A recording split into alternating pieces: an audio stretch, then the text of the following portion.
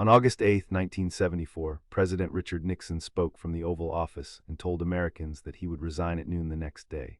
But the urgent question was larger than one man's career. Could the presidency itself survive when evidence, courts, Congress, and public trust all turned against the president? No president of the United States had ever done that before. The announcement was not a sudden personal choice in isolation. It was the end point of Watergate, a burglary, a cover-up, Senate hearings, court fights over tapes, impeachment proceedings, and the collapse of political support inside Nixon's own party. The address turned a long institutional struggle into a single televised moment. Watergate began with a break-in at the Democratic National Committee headquarters in June 1972, but the deeper issue became the use of presidential power to conceal responsibility. Investigators, reporters, judges, and members of Congress followed money, testimony, documents, and contradictions. The White House insisted that the president had not been involved in the cover-up. Then the existence of a taping system transformed the case. Private conversations inside the executive branch became potential evidence, and Nixon fought to keep many of them from prosecutors. The constitutional crisis sharpened in July 1974 when the Supreme Court unanimously ordered the president to turn over subpoenaed recordings. The decision rejected an absolute shield of executive privilege in a criminal investigation. Soon afterward, the so-called smoking gun tape showed that Nixon had discussed using the CIA to limit the FBI inquiry soon after the burglary. That evidence shattered the remaining defense. Republican leaders who had supported or protected Nixon could now count votes. In the House, impeachment looked certain. In the Senate, conviction and removal looked likely. On August 7th, senior Republican figures came to the White House and told Nixon the political truth. He no longer had the votes to survive. The next night, he chose the Oval Office as the setting for a controlled farewell to power. The imagery mattered. The desk, flags, lighting, cameras, and familiar room placed the crisis inside the presidency itself. Nixon said that America needed a full-time president and a full-time Congress, especially in a dangerous world. He announced that he would resign effective noon on August 9th, and that Vice President Gerald Ford would become president at that hour.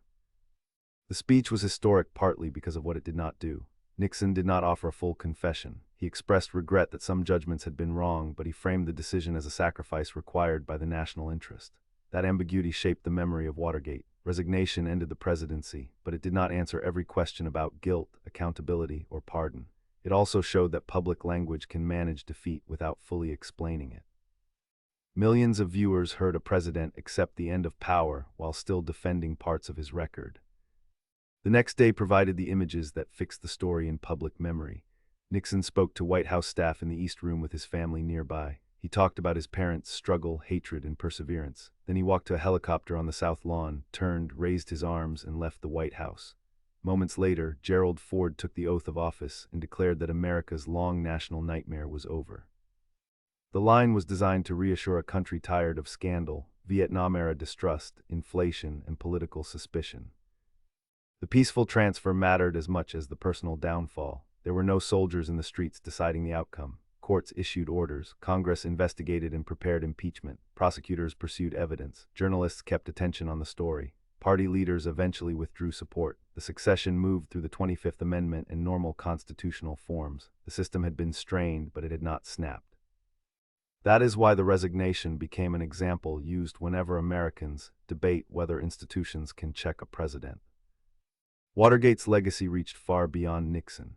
It changed expectations about executive privilege, campaign finance, political intelligence, congressional oversight, special prosecutors, and investigative journalism.